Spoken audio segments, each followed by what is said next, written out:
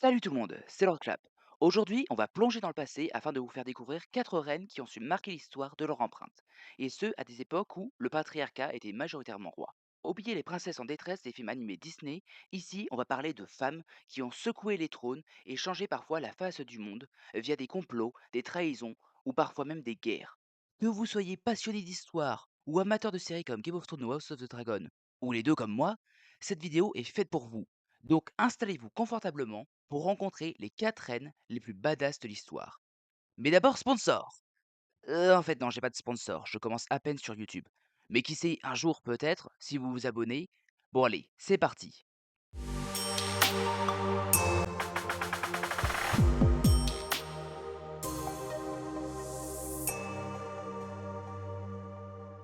Pour commencer ce top, quoi de mieux que de parler d'une femme qui est devenue reine de deux des plus grands royaumes de l'histoire, qui fut la mère de trois rois et qui a participé activement à une croisade. Aliénor d'Aquitaine, c'est en effet une femme qui a eu plusieurs vies. Bon, commençons depuis le début. Aliénor, elle se marie à 15 ans à Louis VII, un tout jeune roi de France, en 1137. Et comment dire, les mariages à cette époque, surtout dans la noblesse, sont plus des mariages politiques que des mariages d'amour. Et Aliénor, c'est ce qu'on peut appeler vraiment un excellent parti pour un roi de France qui n'a pas vraiment de réelle autorité sur les autres duchés de son royaume. Seulement, leur mariage à eux, c'est pas vraiment la joie. Louis, il est aussi charismatique qu'une huître, et clairement, il était vraiment pas fait pour être roi.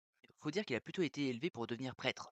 Mais comme son frère est mort renversé par un cochon, c'est pas une blague, bah il a fallu trouver un remplaçant. À l'inverse, Aliénor, elle a été formée toute sa vie pour diriger un duché. Donc clairement, elle est plus taillée pour le job que son mari.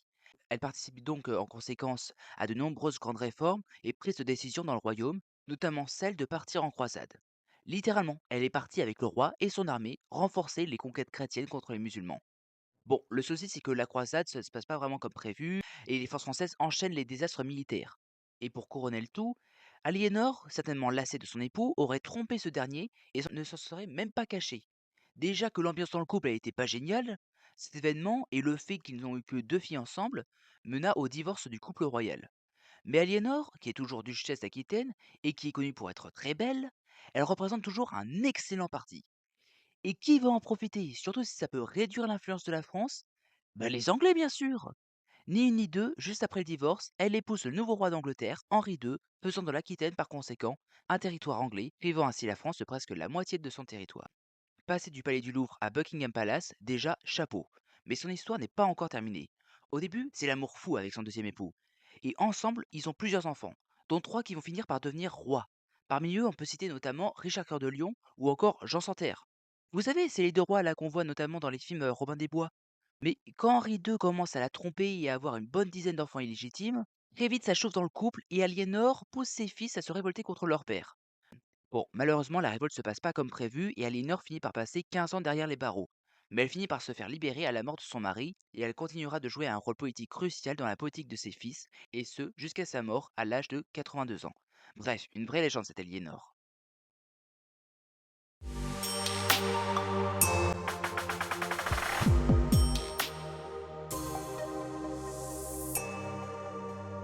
On continue avec Mathilde l'Empresse, et là, on parle littéralement d'une reine qui a passé l'intégralité de sa vie à se battre pour son trône.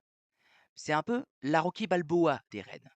Mais au lieu de porter des gants de boxe, c'est une couronne qu'elle portait. Enfin, quand elle est arrivée à la garder. Enfin, si on devait vraiment faire une comparaison moderne, ça serait plutôt avec le personnage de Rhaenyra Targaryen dans la série House of the Dragon, puisque Mathilde en est la principale source d'inspiration dans la série. Donc Mathilde, c'est la fille du roi anglais Henri Ier d'Angleterre, lui-même fils du célèbre Guillaume le Conquérant. À 8 ans, elle part en Allemagne épouser l'empereur du Saint-Empire germanique, Henri V. Ça va, pas trop compliqué, il y a beaucoup de Henri dans cette vidéo, je sais, mais après tout, c'était un prénom qui était très à la mode à l'époque. Bon, c'est pas grave. Bon, même si c'est l'amour fou entre les deux, ça n'empêche pas son jeune mari de mourir 11 ans après leur mariage, et ce, sans avoir eu d'enfant. Et comme elle n'est plus empresse, bah, son père décide de lui faire épouser un certain Geoffroy, comte d'Anjou.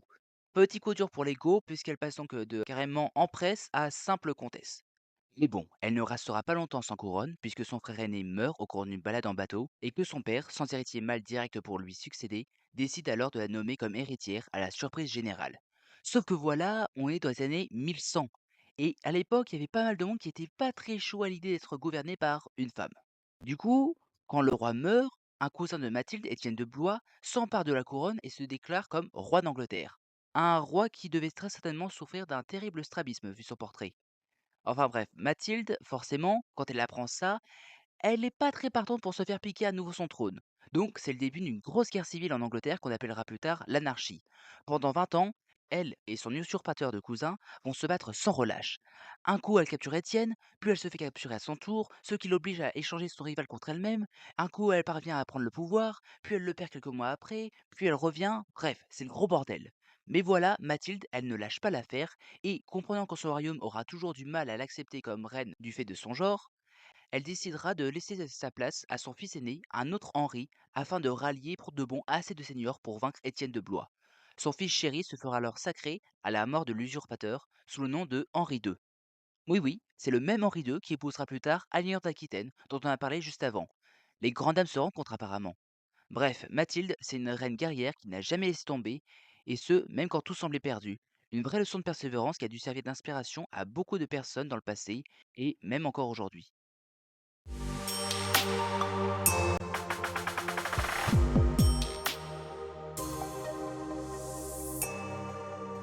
On dit souvent que la seule personne à avoir conquis l'Angleterre était Guillaume le Conquérant. Sauf que voilà, c'est absolument pas vrai. C'est juste le plus connu de tous. Et rien que pour réparer à cette injustice, j'avais envie de parler d'Isabelle de France, aussi surnommée la Louve de France. Pourquoi la Louve? Parce qu'elle a carrément dévoré son mari. Non, évidemment, je plaisante. Enfin presque. D'un certain point de vue, si comme dirait Obi-Wan Kenobi. Donc Isabelle, elle est née en 1295, et c'est la fille du roi de France, Philippe le Bel. À 12 ans, son père lui arrange un mariage pour sceller la paix entre l'Angleterre et la France avec Édouard, le futur roi d'Angleterre. Bon, jusque-là, vous allez me dire, rien d'anormal pour une princesse à l'époque. Seulement voilà, ce n'est pas vraiment le mari idéal. Pour faire simple, disons qu'il préférait passer du bon temps avec ses favoris, ses amants, notamment avec un certain Pierre Gaveston plutôt qu'avec son épouse. Et ça a eu vite fait de l'agacer, l'Isabelle. Elle et toute la noblesse anglaise d'ailleurs, puisqu'il ne supportait pas les traitements de faveur que le roi faisait à ses favoris. Et ça ne va clairement pas aller en s'arrangeant. Ces mêmes nobles ont beau exécuter le favori du roi, ce dernier s'en trouve rapidement un autre en la personne de Hugues le Despenser, ou le Despensé. J'ai pas réussi à trouver la prononciation exacte. Pour Isabelle, c'en est trop. Après 19 ans de mariage, elle part à voir son grand frère qui est monté sur le trône de France pour l'aider à renverser son mari et à lui prendre la couronne. Ensemble, ils parviennent à rassembler suffisamment de seigneurs anglais mécontents du roi et de ses amants, et comme ils sont pétés de thunes, Isabelle a réussi à louer les services de mercenaires avec qui elle débarque en Angleterre. Waouh! Elle débarque en Angleterre. Même Napoléon et Jules César, ils n'ont pas réussi à passer cette étape. Enfin bref, Isabelle, elle ne rencontre quasiment aucune résistance. Et quand c'est le cas, elle écrase complètement tous ses adversaires. Le roi d'Angleterre comprend que ça pue comme situation et il finit par essayer de s'enfuir, mais il se fait rattraper et capturer, et il se voit alors forcé d'abdiquer en faveur de leur fils, qui est encore trop jeune pour régner. Bah du coup, qui récupère la couronne? Eh bien Isabelle bien sûr, qui s'installe sur le trône et gouverne au nom de son fils. Par son combat, elle a donc prouvé qu'une reine pouvait être tout aussi terrifiante qu'un roi, voire plus, et qu'il ne faut jamais les sous-estimer. Heureusement, même si son nom est parfois oublié dans les livres d'histoire, son image est restée et continue d'influencer la culture populaire. On peut par exemple retrouver Isabelle de France dans la célèbre saga des Rois maudits de Maurice Druon, que je suis d'ailleurs en train de lire moi-même et qui m'a grandement inspiré pour réaliser cette vidéo. Et si vous êtes fan de cinéma, c'est le personnage qu'interprète Sophie Marceau dans Braveheart de Mel Gibson. Enfin, dans la réalité, on aurait plus été sur sa version dans La Boom, puisqu'elle n'avait que 10 ans quand William Wallace est mort. Donc pour les scènes romantiques, on lui demandera d'aller voir ailleurs, au Mel Gibson. Je vais vous présenter du coup la dernière reine de cette vidéo, mais n'hésitez pas à liker et à vous abonner si vous voulez plus de contenu de ce genre.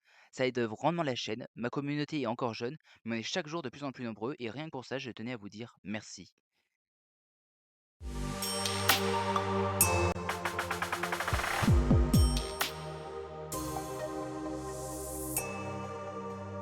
Vous avez compris en regardant la vidéo, il faut tout de suite oublier les clichés des contes de fées et des romances historiques. Puisque avec le personnage de Catherine II de Russie, aussi appelée Catherine la Grande, rien que ça, on a affaire à un monument de l'histoire moderne. Intrigue politique, coup d'État, réforme audacieuse et une touche de scandale aussi. Déjà, elle ne s'appelle pas vraiment Catherine, mais Sophie. Mais on s'en fout de ça.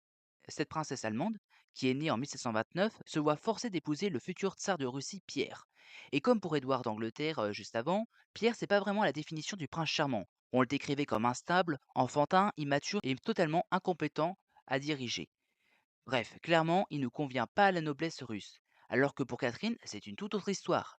Direct à son arrivée, elle apprend parfaitement la langue, la culture et la politique russe, ce qui plaît à pas mal de grandes figures en Russie avec qui elle se lie d'amitié.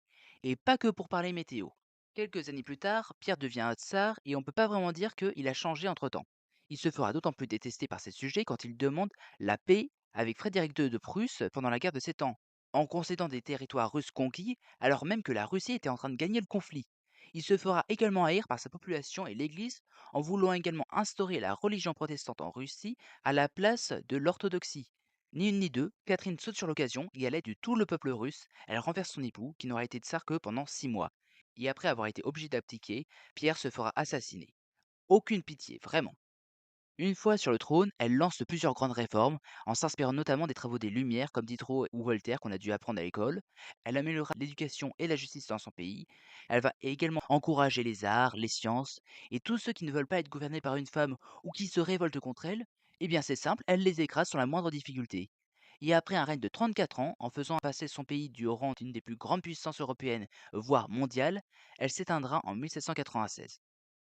Voilà, la vidéo se termine. Je me suis limité à 4 runs pour cette vidéo, qui sont majoritairement européennes, mais évidemment, il en reste plein d'autres à découvrir dans le monde entier. Merci encore d'avoir regardé la vidéo, et si ce sujet vous intéresse et que vous voulez un épisode 2, n'hésitez pas à liker, à vous abonner et à partager la vidéo et à me dire en commentaire de qui vous souhaiteriez que je parle la prochaine fois. En attendant, je vous dis à la prochaine. Salut tout le monde, c'était Lord Clap.